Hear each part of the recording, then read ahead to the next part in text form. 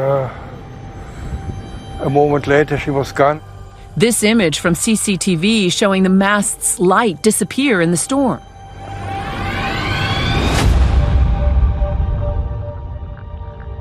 Within 16 minutes of being struck by what investigators believe was a downburst, with winds of at least 60 miles an hour, the boat sunk backwards by the stern before tilting on its right side. Plummeting onto the seabed, the Bayesian was gone. The Bayesian arrived in the small fishing village of Porticello on August 18th. It was the last full day of the trip. The guests planned to leave the yacht the following afternoon. I got nightmares in my head, I fear. Thoughts build up until I can't. My mind fills up into a creature, and it haunts me somewhere much deeper.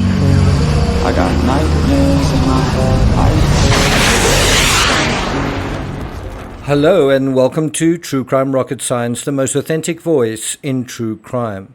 Do you remember the number one clue we all missed? Apparently, some are still missing it 3 months later. It's that the Bayesian sank stern first.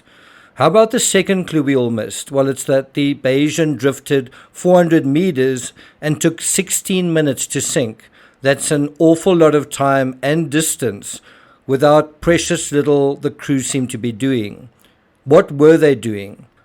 I've had a question for the past 3 months, let's call it a hunch, and it's taken this long for this question to be settled. And it's been settled thanks in part to a new documentary that aired on Impact X Nightline just a few nights ago. Why did Hannah Lynch die in her own quarters? This question points directly toward the number 3 clue we all missed. Before we get to that, if you haven't subscribed to the channel, please do. If you're finding this analysis worthwhile, please like, share, leave a comment. You can also hit the thanks button and let's get started. Now, I think we have to be honest and acknowledge how the narrative has shifted, has ebbed and flowed in the 3 months since the Bayesian superyacht sank. First, they were saying that it sank in 2 minutes, which implies either a complete design catastrophe or an extreme weather event in which the crew were completely blindsided. Then we were told that there was a water spout, only for that to be amended to an intense downdraft. Downburst winds can oftentimes be mistaken for tornadoes because they can be quite severe and quite scary if you don't know what's going on. The really destructive phase of a downburst is incredibly short. And that's going to be when the initial strong winds arrive, and that will only last for a minute or so. And that excerpt is from about 8 minutes into the link provided by ABC News. I'll put that in the description. And now there are still those repeating the fallacy that the ship tipped over because of its heavy mast and sank. You might want to look at the animation ABC provides. It didn't tip down that way. It first went down by the stern and then tipped over. It's a big difference. So much for attention spans in the early 21st century. Now, I do hope after watching this video, you'll be able to say what the number 3 clue is, because it's mentioned explicitly in the final 4 to 5 minutes. Just a few nights ago, ABC News broadcast Gone in 16 Minutes, which besides giving the correct timestamp for how long the Bayesian took to sink, I really don't think this can be overemphasized. 16 minutes is a very long window to save someone, a window that is open to save someone. You just heard the meteorologist there saying it's only really 1 minute when there's a downdraft like that, where conditions are going to be really extreme. 1 minute. So what about the other 15 minutes that someone could have taken action, right? Or electing not to. And so it also gives, this ABC News broadcast gives us a much needed human face to many of the 7 victims that perished aboard the Bayesian. As soon as you give people a human face in any scenario, whether it's true crime or anything else, but particularly in tragedies like this, reality begins to shift a little, and the social dynamics emerge as another factor, often an important factor we ought to take into account. Look at this comment I received a couple of hours ago. You don't have enough background to speak on this topic. Basically, someone saying, don't speak, be quiet, someone trying to muzzle me on my own channel. Now, of course, I get comments like these a lot. What does an expert in true crime know about yachts or maritime disasters? That's been the general thrust in the comments. And you probably don't know what I know about yachts or my background, and no one has cared to ask anyway. But I would say, what do yachtsmen know about the law or criminal liability? And an investigation. Ho ritenuto verosimile la sussistenza dei reati in questione, omicidio colposo e naufragio colposo. So there you've just heard Ambrosio Cartosio, the chief prosecutor, saying, I uphold the plausibility of the crimes in question, manslaughter and culpable shipwreck. And so it seems to me a lot of you are saying you know better, and this case shouldn't be investigated at all.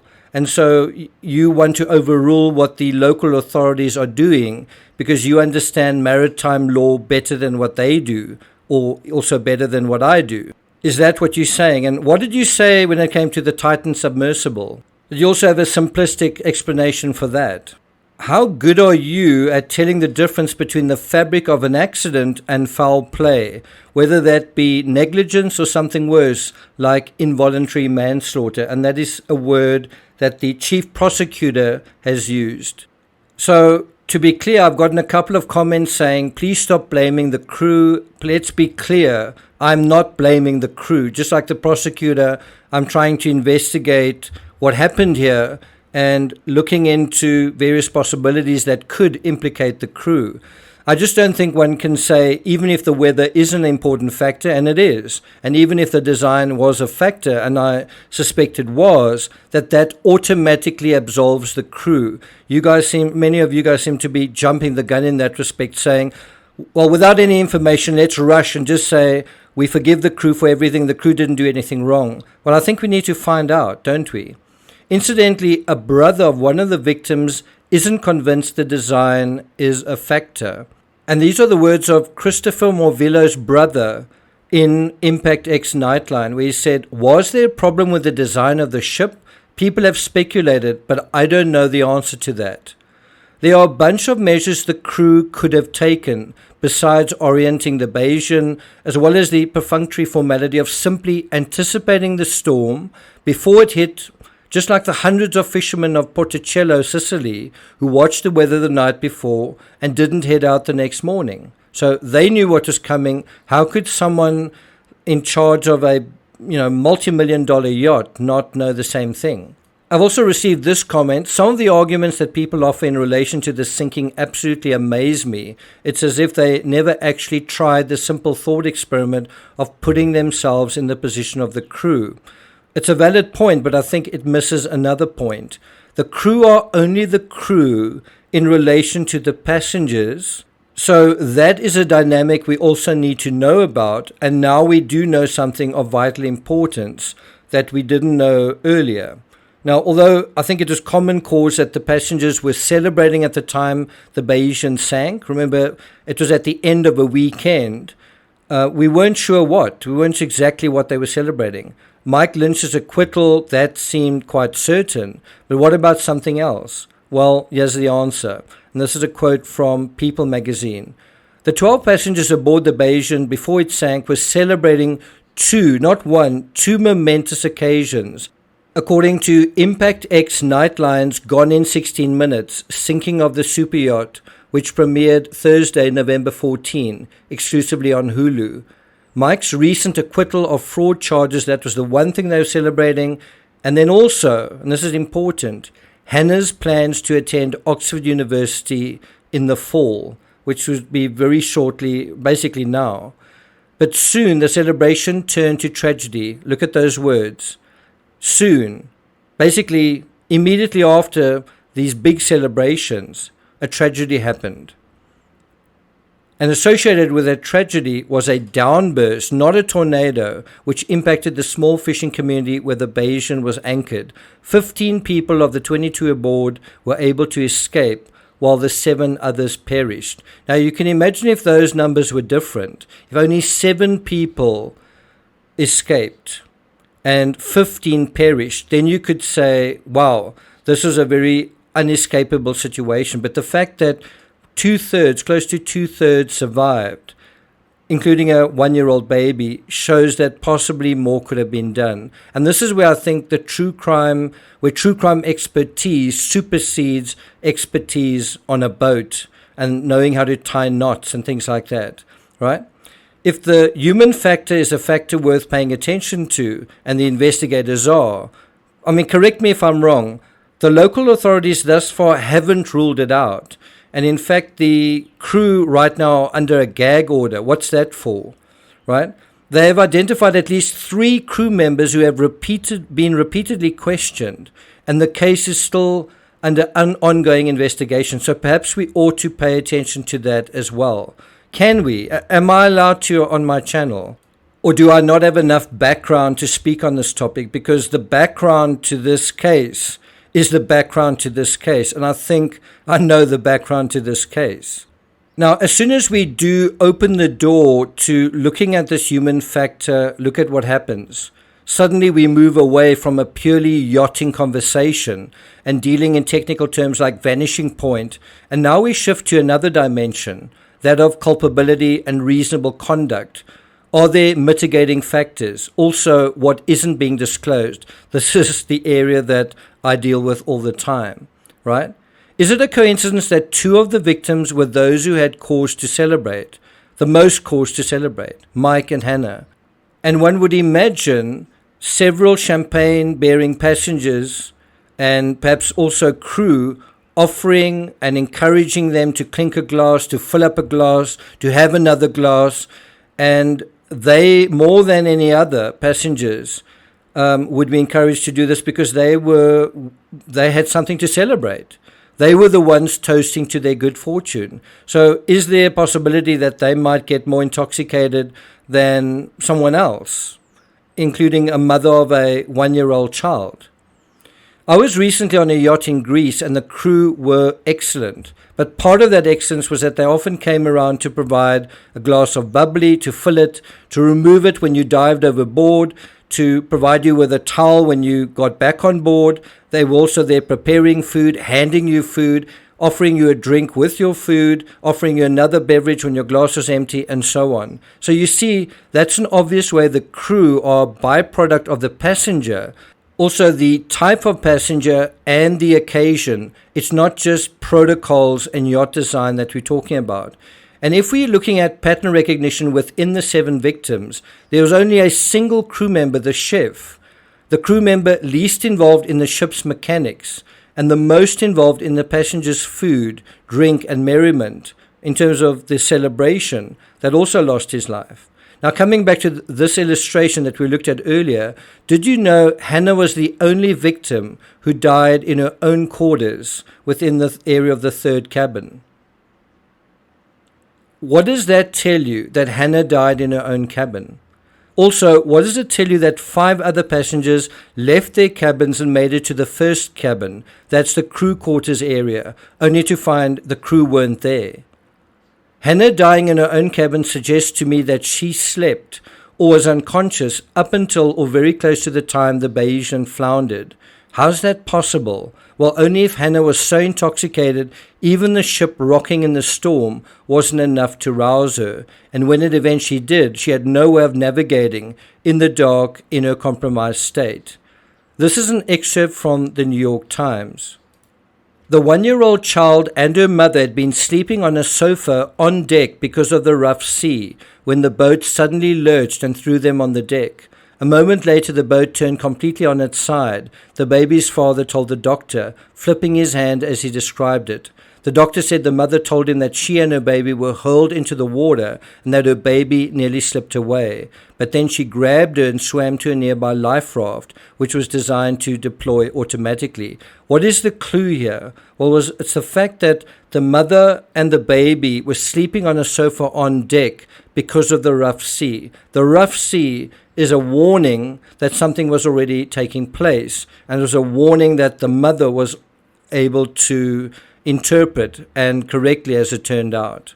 And it was because of this interpretation that ultimately her life was saved. and that of the 1-year-old baby.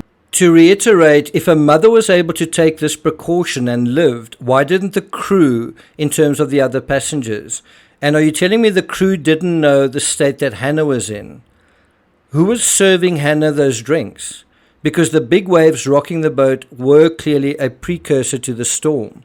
But there's also another serious reason Hannah died in her own cabin, because not a single member of the crew came to her aid over a 16-minute period of time. I want to challenge you to start your stopwatch on your phone right now and count down 16 minutes. It's about the length of this entire video. And just sit there while imagining the events playing out. It's an extraordinary length of time in which to not help someone who needs it. So the number 3 clue we all missed is that the victims disproportionately included Mike, Hannah, and those central to their own celebrations, which includes the yacht chef Ricardo Thomas. This implies that the celebrations had an impact not only on those deceased, but possibly beyond them, in compromising at least some of the other passengers who were celebrating with them, and who knows, perhaps also the crew.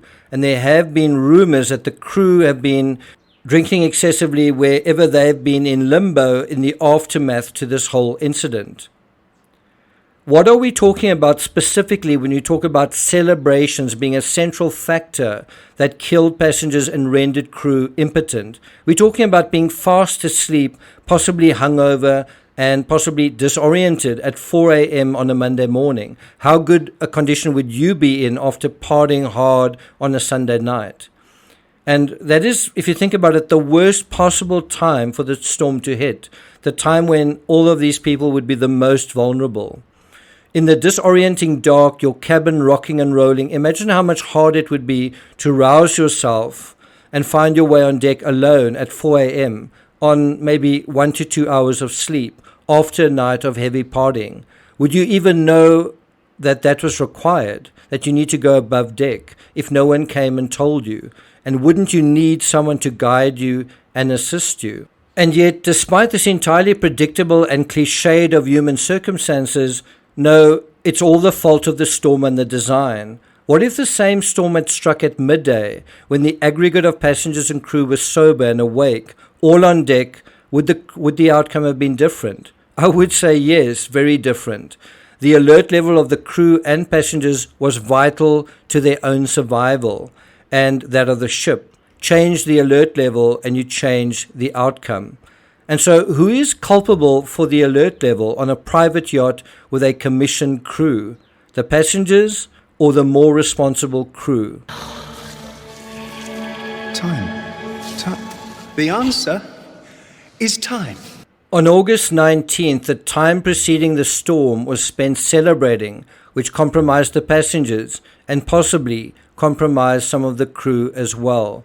Whose responsibility is the safety of passengers aboard a vessel during a large celebration minus a storm? And if you know a storm is predicted, what then? Thank you for listening, and I'll see you guys next time.